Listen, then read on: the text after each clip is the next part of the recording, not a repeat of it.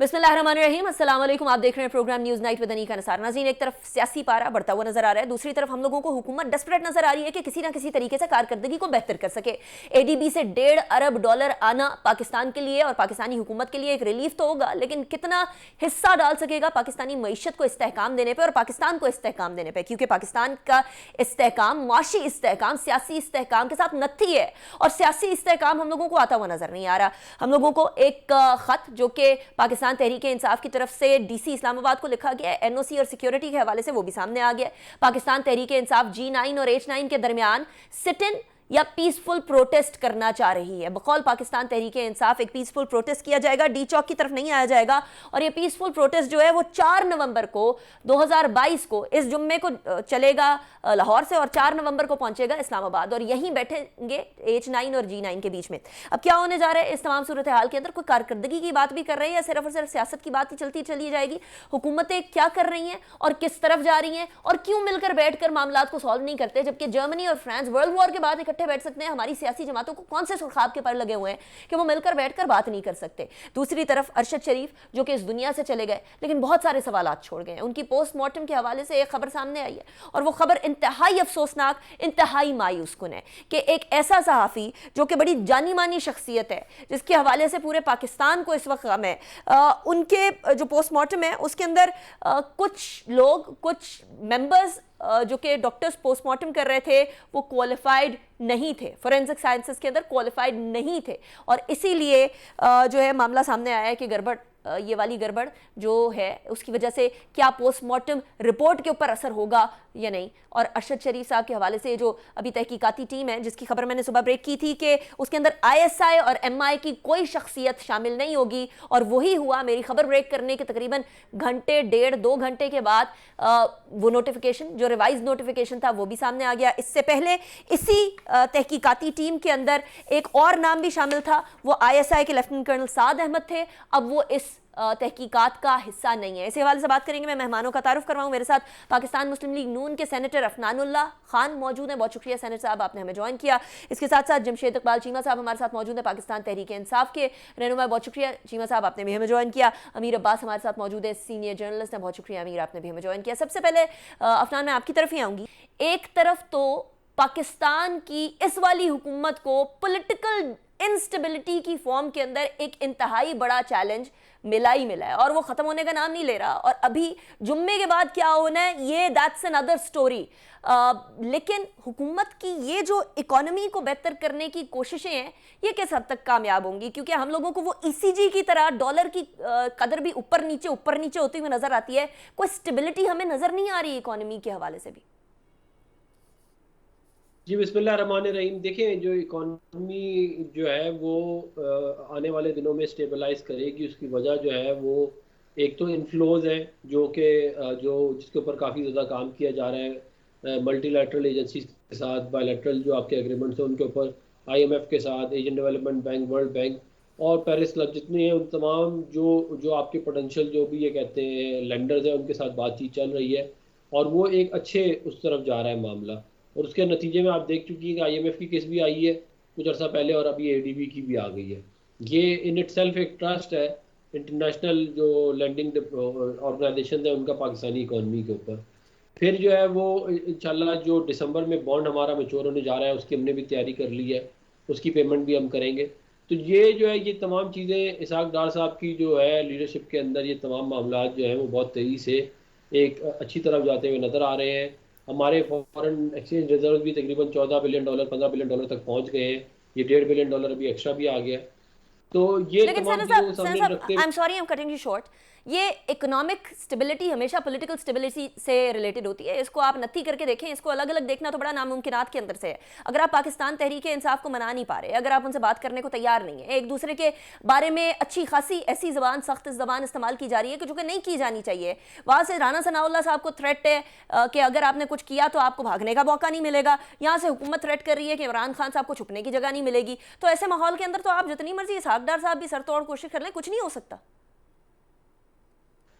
देखिए इमरान खान साहब जब से इनके पास पाकिस्तानी पॉलिटिक्स के अंदर थोड़ी सी सीटें आई हैं तब से पाकिस्तान की पॉलिटिक्स और पाकिस्तान को डिस्टेबलाइज हुआ है। आज चाहे वो 2014 का धरना देख लें, फिर 2015, 16, 17, 18 में ये लगे रहे, मुख्तलिफ इन्होंने डिस्टेबिलिटी क्रिएट करने की कोशिश की, नो कॉन्फिडेंस मोशन लेके आए, सॉरी ये अपना सिविल डिसोबीडियंस की मोशन लेके आए। फिर जो है ये जब हुकूमत में आ गए तो इन्होंने आके जो है वो झूठे केसेस बनाने शुरू कर दिया अपोजिशन के ऊपर उस वक्त की, फिर जजों को मलाइन किया, मीडिया को मलाइन किया। तो ये ही is basically a destability factor in Pakistan.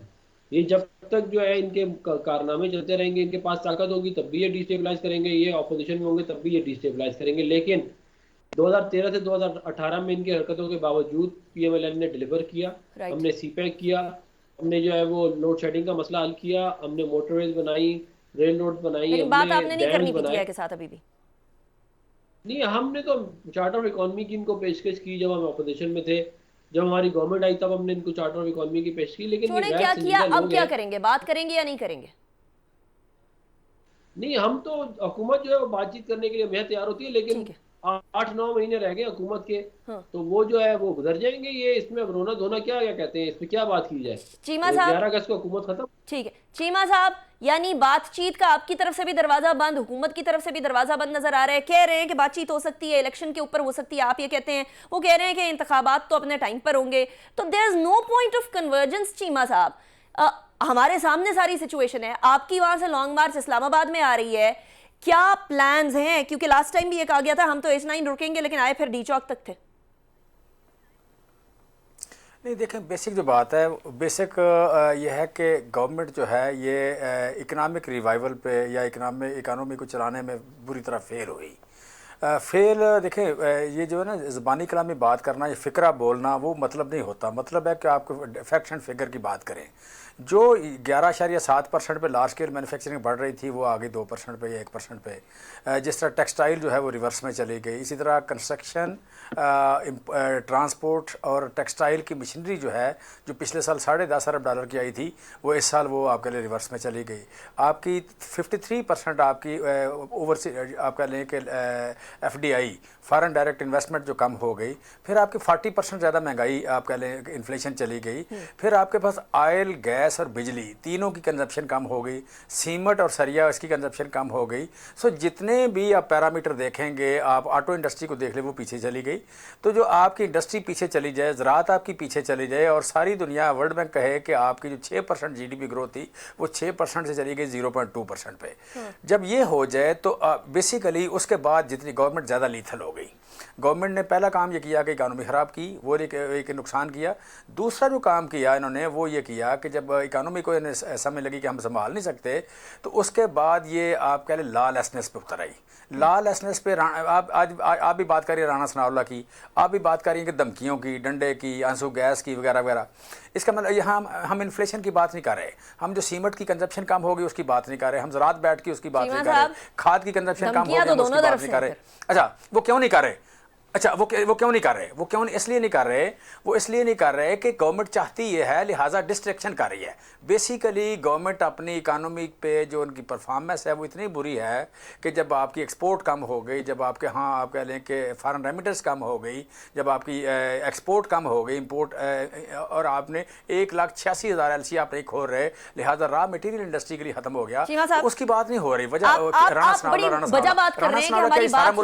बात जो होनी चाहिए ना हमारी इकोनॉमी पे होनी चाहिए, लेकिन बात यहाँ सियासत के ऊपर हो रही है। लेकिन अनफॉर्चुनेट सिचुएशन ये है, कश्ती चल रही है, हुकूमत आ गई है वोट ऑफ नो कॉन्फिडेंस के बाद, आप कश्ती को हिचकोले दिए चले जा रहे हैं और वो कह रहे हैं हमसे चप्पू चल नहीं रहा, अब क्या करें?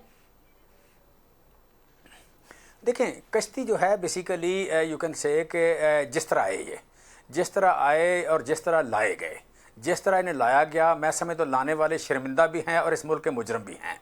लाने वाले शर्मिंदा हैं और याद रखे जाएंगे इस मुल्क में, या शायद शर्मिंदा ना हो, बड़े डीट लोग हैं, लिहाजा ये इस मुल्क में इसी तरह याद रखे जाएंगे। कर रहे हैं चीमा साहब। फिर एक मैं कोई इशारा नहीं कर रहा, मैं सीधा सीधा बता रहा हूँ, मैं कोई इशारा नहीं कर रहा। अरशद शरीफ की आपने बात की है ना मुझे, वो अच्छा, लिहाजा मैं कोई इशारा नहीं कर रहा, सीधा बता रहा हूँ मैं। अच्छा, लिहाजा आप कह लें कि उन्हें इस मुल्क मैं कोई इशारा नहीं कर रहा, मैं सीधा सीधा बता रहा हूँ। अच्छा, सो मैं कह रहा हूँ कि इन लोगों को जो तीसरे साल खुरक होने शुरू हो जाती है, वो खुरक जो है वो कौम को पड़ गई। अब इनको होने वाली खुरक सारी कौम को पड़ गई।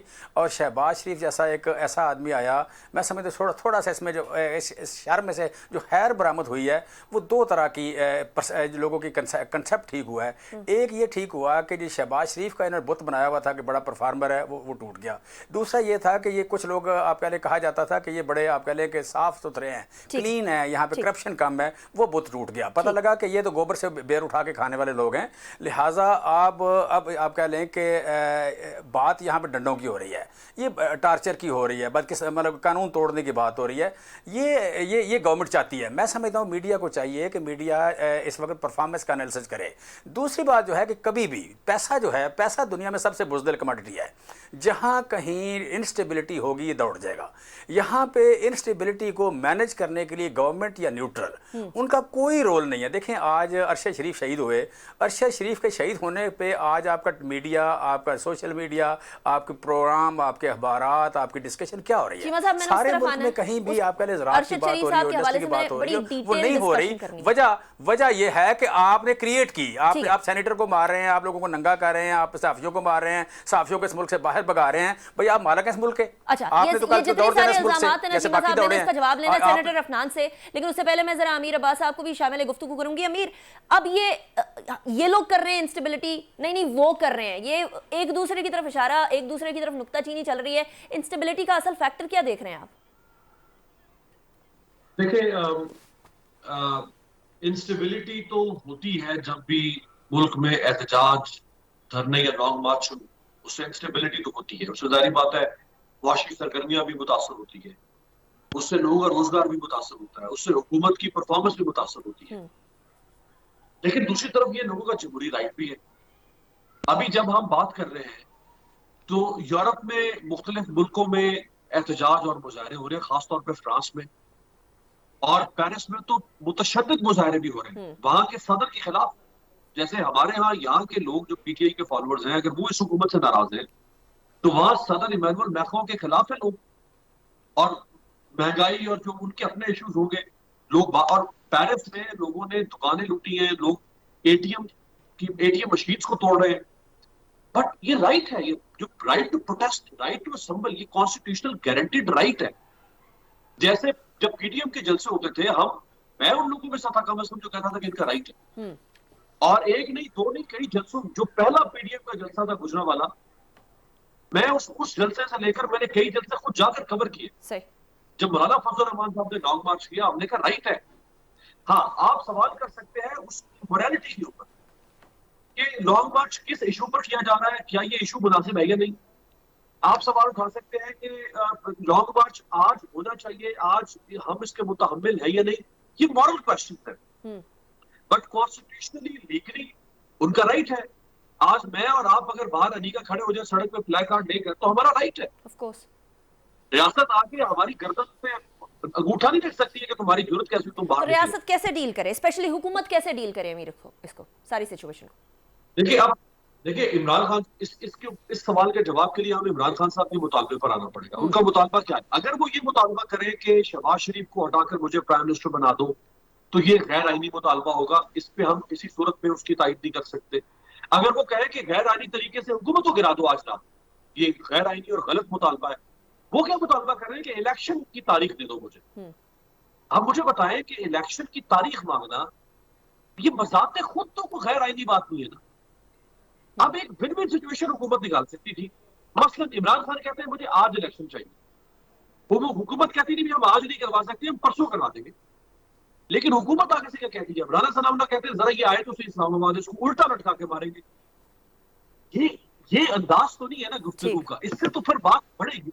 सही होना ये चाहिए था कि इस हुकूमत को अगर सियासी तदब्बुर का मुजाहरा किया जाता तो हुकूमत अपनी एक मुज़ाकराती टीम अनाउंस करती, उसमें सेनेटर अफनानुल्लाह साहब जैसे लोगों को बैठाती और इमरान खान को कहती कि भाई आपको जो भी चाहिए हमसे, ये हम अपनी टीम अनाउंस कर रहे हैं, आप अपनी टीम अनाउंस करें और हम 2 हफ्ते 3 हफ्ते बैठ के इस पर मुज़ाकरात करते हैं। हम एक बीच का रास्ता निकालते हैं, ना आपकी ना हमारी।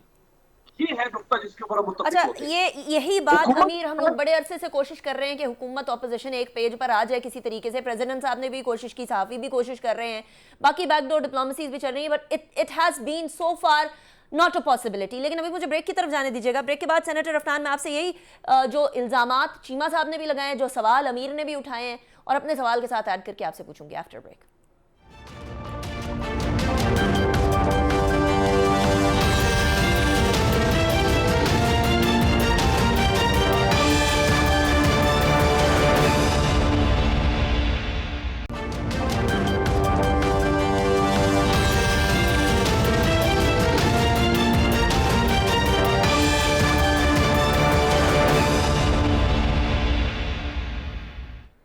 Welcome back after break. Break पे जाने से पहले हम बात कर रहे थे कि पाकिस्तान की सियासत किस तरफ जा रही है। इकोनॉमिक इंस्टेबिलिटी, पॉलिटिकल इंस्टेबिलिटी तो पहले ही है, उसके साथ साथ ये लॉन्ग मार्च होने वाली है। लेकिन लॉन्ग मार्च के जो एनओसी के लिए और सिक्योरिटी के लिए खत लिखा गया है सेनेटर अफनान, उसके अंदर वाज़े तौर पर सब्जेक्ट के अंदर बोला गया है कि intimation of peaceful public gathering slash sit in, यानी पुरअमन का लफ्ज सब्जेक्ट के अंदर ही डाल दिया गया है। अगर पुरअमन रहती है ये तमाम धरना हो या एहतजाज हो, तो फिर तो हुकूमत को कोई इशू नहीं होना चाहिए ना। देखिए, पीटीआई ने जब से इनकी हुकूमत गई है, मेरा ख्याल है कि 50 के करीब जलसे किए हैं पूरे मुल्क में। हमने इन्हें कहीं में भी नहीं रोका। और ये जो है ये इसमें कोई मसला है भी नहीं है। कहते हैं इनका पॉलिटिकल राइट है, अगर ये कोई चीज़ डिमांड भी कर रहे हैं वो भी इनका राइट है। लेकिन जो इमरान खान की हिस्ट्री है, वो 2014 में इन्होंने कहा था कि हम आपारा से आगे नहीं जाएंगे। ये डी चौक जाके निकले थे। इन्होंने 25 मई को कहा कि हम डी चौक नहीं जाएंगे, हम इधर कश्मीर हाईवे पे करेंगे एहतजाज, और ये डी चौक पहुंच गए थे। इन्होंने वहाँ पे अमलाक को आग लगाई, इन्होंने मेट्रो स्टेशन को आग लगाई। तो ये ऊपर से फिर इमरान खान ने खुद माना कि मैं असलहा लेके आ रहा हूँ, मेरे लोगों के पास असलहा था। तो भाई जब आपने ये बात सारी खुद मानी है तो ये आपकी हिस्ट्री है, इसको कोई डिनाई नहीं कर सकता। तो ये जो है ये और फिर ये मज़ीद बात की गई कि जी ये हुकूमत नाकाम हो गई। ये कमाल है वैसे ये पीटीआई वालों का। ये बोलते थे 2 साल हमें पूछो भी ना, 2 साल बाद पूछना क्या, कहते हैं हमने क्या किया। अभी आए हुए चंद महीने नहीं हुए, ये कह रहे हैं ऑलरेडी हुकूमत नाकाम हो चुकी है। मतलब कि जो आप गन डाल के गए 4 साल में, जो आपने इस मुल्क के अंदर सीपैक का जनाजा निकाला, कि चाइनीज़ ने खुद बोला कि पैसे मौजूद हैं, प्रोजेक्ट मौजूद है, अप्रूवल होए हुए हैं, मगर ये प्रोजेक्ट हमें इन्होंने नहीं करने दिया। ये मैंने नहीं, ये चाइनीज़ लोगों ने यहाँ पे खड़े होकर टीवी के सामने खड़े होकर बोला। जो पूरी दुनिया में इमरान खान ने जग हसाई की पाकिस्तान की, ये शहजादे से तोहफा लिया, जाके वो दुबई, अब जाके जो है इनके जो स्टेप्स हैं उन्होंने जाके दुबई में बेच दिया।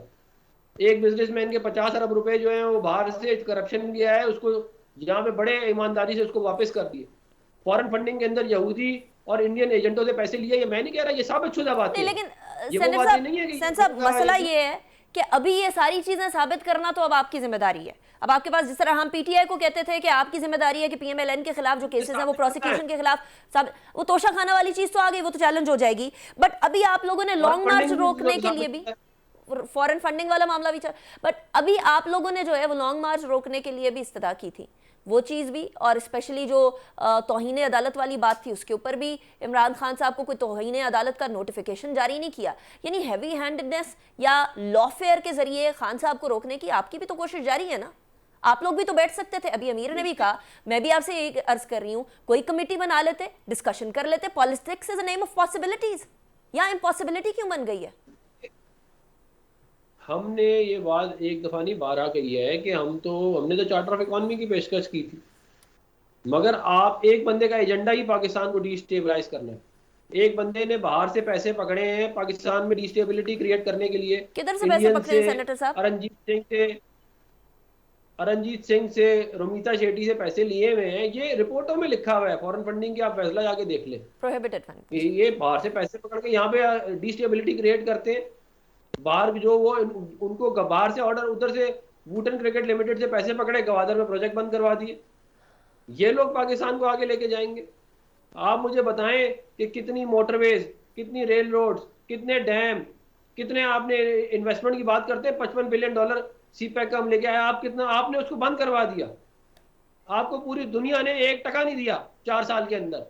आप बताएं ना, ये कहते हैं कि हमने ये बड़ी, आपको सऊदियों ने कहा हम 20 अरब डॉलर की रिफाइनरी लगाएंगे गवादर में, किधर गई आपकी रिफाइनरी? अच्छा, ये जवाब जरा आपको मुझे एक लेने दे चीमा साहब से। चीमा परफॉर्मेंस साहब, जावेद एनालिसिस तो तब होता है ना जब कोई कंपैरिजन होगा। आप कंपैरिजन करें 2013 से ठीक है, 2018 का और अपना। चीमा साहब आप इसका जवाब देंगे सेनेटर अफनान जो इल्जाम लगा रहे? देखें, पहली बात तो ये है कि अभी आप इकनॉमिक सर्वे ऑफ पाकिस्तान उठाएं या सामने अपने गूगल करें, निकाल लें। इकनॉमिक सर्वे ऑफ पाकिस्तान में मुस्लिम लीग नून की जो टोटल इन्वेस्टमेंट है 5 साल में, फॉरेन डायरेक्ट इन्वेस्टमेंट, वो 11 अरब डॉलर है। मुस्लिम लीग नून के दौर में जो टोटल इन्वेस्टमेंट है 5 साल की, वो 11 अरब डॉलर है। हमारी 3.5 साल की निकालें, वो 8 अरब डॉलर है। 3.5 साल की 8 अरब डॉलर, वो इनसे 2, 5, 10% ज़्यादा है। ठीक है। सो बेसिक बात तो फिगर है, बेसिक बात तो डाटा है। वो हमारी भी निकालें आप इकनॉमिक सर्वे ऑफ पाकिस्तान से, इनकी भी निकालें इकनॉमिक सर्वे ऑफ पाकिस्तान से। तो ये जो 55 अरब डॉलर की बात करें, क्या ख्वाबों की बात करें, बच्चों वाली बातें कर रहे हैं। मतलब इस तरह की बात करनी नहीं चाहिए यहाँ पे, इतने फोरम पे, अच्छे फोरम पे बैठ के, बंदा सेनेटर हो, पढ़ा लिखा हो, आप कह लें कि उसकी ख़ानदानी इज्जत हो, तो इस तरह की बात गैर जिम्मेदारी से करनी नहीं चाहिए। कौन सा 55 अरब डॉलर? अगर 5 साल में यहाँ पे टोटल, आप तो सिर्फ आप बात कर रहे सी पैक की, भाई सी पैक की बात नहीं है, टोटल डायरेक्ट इन्वेस्टमेंट दुनिया के किसी भी जो हिस्से से आई 5 साल में 11 अरब डॉलर थी आपकी। ठीक है। हमारी 8 अरब डॉलर से ज़्यादा थी, हमारी पर ईयर आपसे ज़्यादा बनती है, नंबर 1। दूसरी जो बात है कि फॉरेन डायरेक्ट, आप रिजर्व की बात कर लें, फिर आप जीडीपी ग्रोथ की बात कर लें, फिर आप मोटरवेज की बात कर लें। मोटरवे आपके 5 साल में जो बने, अच्छा सुन लेना, बात सुने ना, सेनेटर अफनान को नहीं कहना चाहिए ना, चुप करना चाहिए। सो मैं आगे मोटरवे की बात कर लेते हैं। मोटरवे इनके दौर, अच्छा मोटरवे जो बनी है इनके दौर में आप देखें कि कितनी है। इनके दौर में जो टोटल मोटरवे बनी 1700 में आप कह रहे किलोमीटर बनी, हमारे दौर में जो मोटरवे बनी है 1900 किलोमीटर बनी है। तीसरी बात, डैम की बात करें तो डैम तो बड़ा एक नॉन इफेक्ट है कि हमारे दौर में 10 डैम शुरू हुए, इनके दौर में क्या हुआ, एक भी डैम 1968 के बाद इस मुल्क में एक भी डैम नहीं बना। सो मतलब आप कह रहे हैं कौन सी बात कर रहे हैं कि जनाब हमने इकोनॉमिक परफॉर्मेंस नहीं दी और इन दी। हमारे दौर में 17 साल बाद 4.4% के हिसाब से आपकी ज़राअत ग्रो कर रही थी। यहाँ पे 8 फसलों ने दुनिया में 4 फसलें ऐसी थी जो सेकंड हाईएस्ट ग्रोथ थी वर्ल्ड की, मैं ग्लोबल की बात कर रहा हूँ। इनकी बारी में सैलाब आ गया ना चीमा साहब, आप ज़राअत को बेहतर जानते हैं, इनकी बारी में सैलाब आ गया। जरा मुझे सेनेटर अफनान का जवाब देने दे, फिर मैं अमीर साहब की तरफ। सैलाब आया अभी, इससे पहले 5 साल देख लें, उससे पहले पीपल्स पार्टी के 5 साल देख लें, फिर आप देखें। इसमें पॉवर्टी की बात करें, गुर्बत की बात करें, गुर्बत में इन 6 महीनों में 22 मिलियन लोग गुर्बत की लकीर से नीचे गए हैं। 22 मिलियन लोग गुर्बत की लकीर से नीचे गए 6 महीने में। इसके बावजूद बैठे हुए इकोनॉमिक्स की बात कर रहे हैं, चार्टर ऑफ इकोनॉमी की बात कर रहे हैं, तो मैं क्या करूं? चलिए आप क्या करें, क्या करें साहब, वो क्या करें आपके चार्टर ऑफ इकोनॉमी का? मुझे ये बता, मेरी गुजारिश सुने। पाकिस्तान के अंदर टोटल मोटरवेज जो है वो कोई 2200 किलोमीटर है, जिसके अंदर से इन्होंने कह दिया कि 1700 हमने बनाई है और 1900 इन्होंने बनाई है। ये कौन सा हिसाब है? ये आप इनसे ही पूछें। अगर ये कहते हैं कि लाहौर इस्लामाबाद जो है इन्होंने बनाई, कराची हैदराबाद इन्होंने बनाई, हैदराबाद सक्खर इन्होंने बनाई, लाहौर अब्दुल हकीम इन्होंने बनाई, बताएं ना आवाम को। आप कह रहे हैं 1900 किलोमीटर हमने बनाई, आपने कहाँ चांद पे बनाई है वो? और जो सीपैक की मैं बात कर रहा हूँ वो रिकॉर्डेड है कि 11,000 मेगावाट के प्रोजेक्ट्स लगे हैं, जो एलएनजी के हैं, ना कोल के हैं, जो run of the river dams हैं वो मैं आपको नाम में बता देता हूँ। पोर्ट कासिम पे लगा, अपना क्या कहते हैं साहिवाल में कोल फाइट पार्क। मुझे खुशी पता है सेनेटर अफनान, मुझे खुशी इस बात की है, मुझे खुशी इस बात की है कि मेरे बस एक अर्ज करने दें कि मेरे प्रोग्राम के अंदर फैक्ट्स एंड फिगर्स के ऊपर बात हो रही है। काश आप लोग मिलकर बैठकर इन चीजों के ऊपर बात कर सकते हैं, इंस्टेड ऑफ ये कि प्रेस कॉन्फ्रेंसों के जरिए एक दूसरे से बात करें। मैं तो देखिए, मैं तो ये चाहता हूँ कि परफॉर्मेंस बेस्ड ही एनालिसिस होना चाहिए। और लेकिन ये राणा साहब कहते हैं आए कि तो सही, जरा आपको उल्टा लटका देंगे। होने चाहिए। देखिए मैं आपको बताऊं, नीलम झेलम डैम हमने कंप्लीट किया, गाजी बरोदा डैम हमने बनाया, ये क्या कहते हैं मंगला की रेजिंग हमने की, तरबेला की एक्सटेंशन हमने की, दासू डैम हमने शुरू किया, ये जो कैरेट डैम हमने कंप्लीट किया। आप बताएं, आप कह रहे हैं हमने 10 डैम, मैंने कहाँ है वो 10 डैम? अवाम आपसे पूछती है ना। ये तो नहीं हो सकता ना कि आप दूसरों की तख्तियों पे अपनी तख्तियां लगा के कहेंगे हमने बनाए थे। सही हो गया। अब आप कल को कहते हैं न्यूक्लियर धमाके किए, न्यूक्लियर बम हमने बनाया, ये इस तरह की बातें तो ना करें। फिर ये है कि अभी इंशाल्लाह अल्लाह ने चाहा, मैं आपको एक खुशखबरी देने जा रहा हूँ कि चाइना हम लोग जा रहे हैं और इंशाल्लाह सीपैक को दोबारा से रीस्टार्ट करेंगे जो पिछले 4 साल में इंस्टॉल हो गया था, और उसकी वजह से मजीद इन्वेस्टमेंट पाकिस्तान के अंदर आएगी। हम ML1 का प्रोजेक्ट स्टार्ट करने जा रहे हैं, हम मजीद डैम बनाने जा रहे हैं, हम मजीद मोटरवेज बनाने जा रहे हैं। चलें, और ये तो और ये सारे अच्छी खबर है। ML1 के बारे में ये- तो शेख साहब भी बड़ा कहा करते थे ML1 बनना चाहिए, लेकिन जरा मुझे ब्रेक की तरफ जाने दो। उसके बाद अमीर, मैं आपकी तरफ सवाल लेकर आऊंगी। अरशद शरीफ साहब चले तो गए हैं, लेकिन बहुत सारे सवाल छोड़ के गए आफ्टर ब्रेक।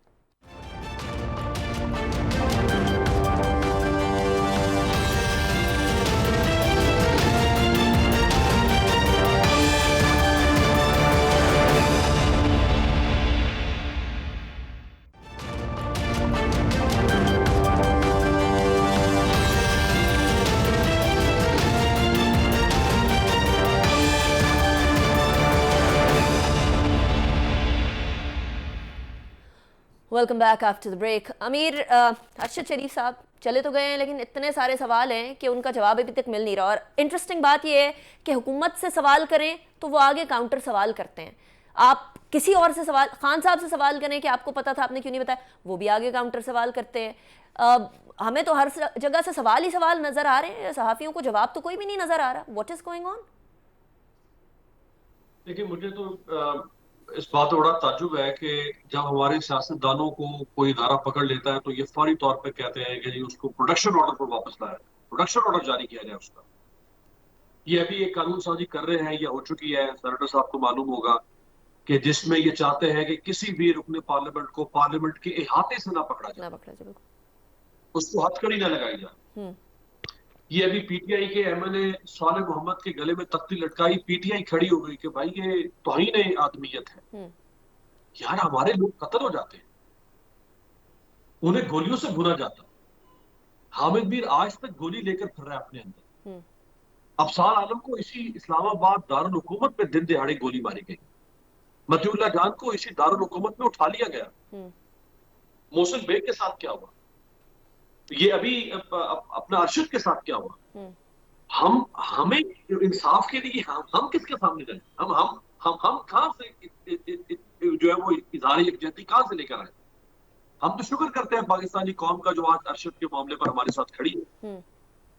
जहां तक तहकीकात का ताल्लुक है, देखें अली का, मैं अरशद का एक दोस्त, उसका भाई, हमारा सीनियर था, हमसे बड़ा था, लेकिन आज हम उसके खानदान का हिस्सा है।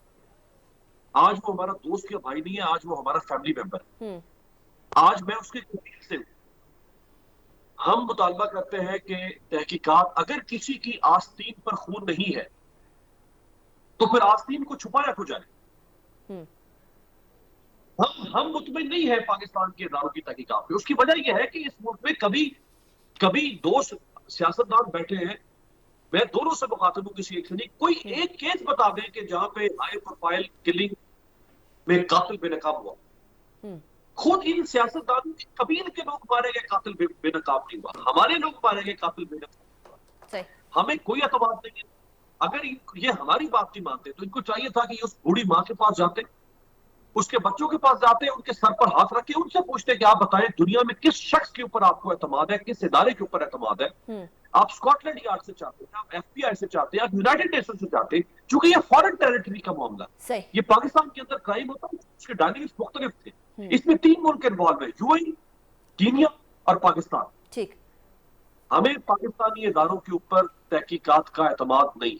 ले जी सेनेटर अफनान साहब, ये बात जो है ये म्यूचुअली जर्नलिस्ट में डिस्कस की जा रही है कि एक ऐसा तहकीकात का निज़ाम जहां कभी कोई कैफरे किरदार तक नहीं पहुंचता। और जिस तरह आप खान साहब की हिस्ट्री की बात कर रहे थे, हम हर हुकूमत की हिस्ट्री की बात करते हैं कि हर कोई ट्रैम्पल अपॉन कर जाता है जर्नलिस्ट के ऊपर, लेकिन सामने कोई नहीं आता। फिर ये कैसे एतमाद कर लें हम, कैसे यकीन कर लें? फैमिली को कॉन्फिडेंस में लिया नहीं गया, कैसे यकीन कर लें सब चीज़ों में? देखिए, पहली तो ये बात है कि देखें, ये जो है अरशद शरीफ साहब का जो कत्ल है, ये एक बहुत ही अनफॉर्चुनेट इंसिडेंट है और ये हाईली कंडेमेबल है।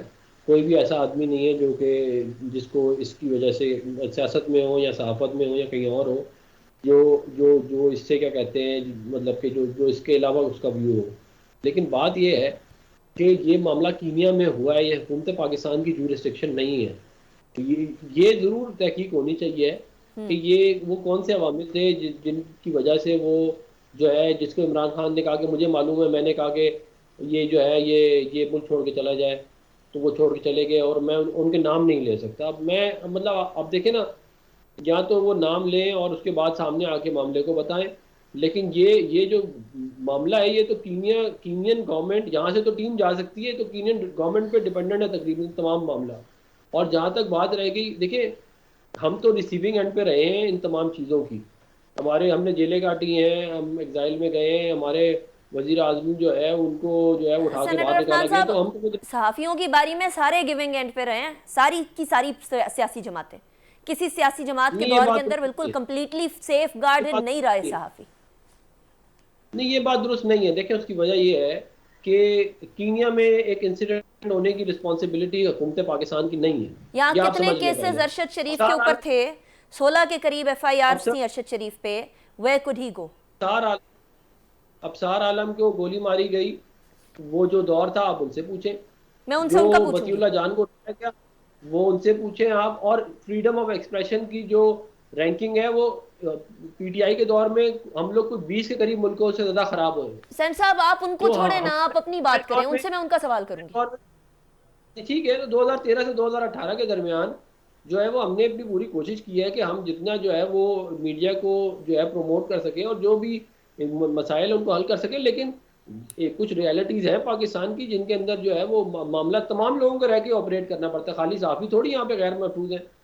क्या सियासतदान जो है वो बड़े महफूज है, या कोई और बाकी सारे लोगों के साथ जो मामला होता है? तो ये तमाम चीज़ें सामने रखनी चाहिए। मेरा ये ख्याल है कि इसके ऊपर एक इन्वेस्टिगेशन होनी चाहिए, हो रही है, हुकूमत ने बंदे भेज रिजल्ट भी दिए, सामने आना और उसके चाहिए। बाद एक conclusion होना चाहिए कि मामला किसने किया है, और जो जिन लोगों ने किया उनको सामने लाना चाहिए। ठीक, चीमा साहब, योर कमेंट्स। मैं कहता हूं कि जिन लोगों ने अफसार आलम की बात करें, मतीउल्लाह जान की बात करें, हम उनकी रिस्पॉन्सिबिलिटी, अद्दी के गिरफ्तार होने की बात करें, शहबाज शरीफ को छूटने की बात करें, शहबाज शरीफ को पकड़ने की बात करें, नवाज शरीफ साहब को इस मुल्क से निकालने की बात करें, नवाज शरीफ साहब को पकड़ने की बात करें, ये सारे फैसले किसी और के हैं।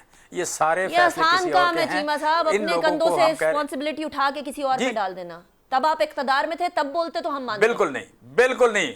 मुझे सच बोलने दे प्लीज, मुझे सच बोलने दे, मुझे सच बोलने दे। ना ऐसे करें, ऐसे ना करें। आपको भी पता, मुझे पता, अगर आपको नहीं पता फिर बता दें मुझे। वाकई अब अपने दिल, मुझे सच्ची बात है, मुझे नहीं पता था, सच्ची बात है, मुझे नहीं पता था। मुझे पता लगा तो खान साहब को भी नहीं पता था। ठीक है, अब रिस्क मेरे लिए बढ़ गया ना।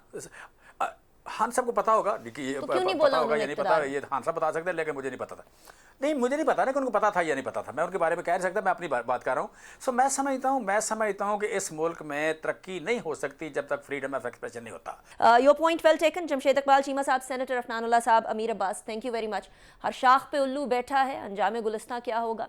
यहाँ सूरत हाल इस तरह की है कि हर दौरे हुकूमत के अंदर हमारे पास एक फहरिस्त है, एक लंबी तवील फहरिस्त है जिन सहाफ़ियों के साथ कहीं ना कहीं कुछ ना कुछ नाइंसाफ़ी होती रही। और अब तो नाइंसाफ़ी की इंतहा हो गई कि अरशद शरीफ साहब इस दुनिया से ही भेज दिए गए, चले नहीं गए, भेज दिए गए। इसकी तहकीकात का रिज़ल्ट, इसकी तहकीकात की तमाम मामलात सामने आने चाहिए। आज पोस्टमार्टम भी हो गया उनका। अल्लाह ताला उनके दर्जात भी बुलंद करे, यही दुआ है। अनीका निसार को इजाज़त दीजिए, अपना बहुत ख्याल रखिएगा। अल्लाह हाफ़िज़।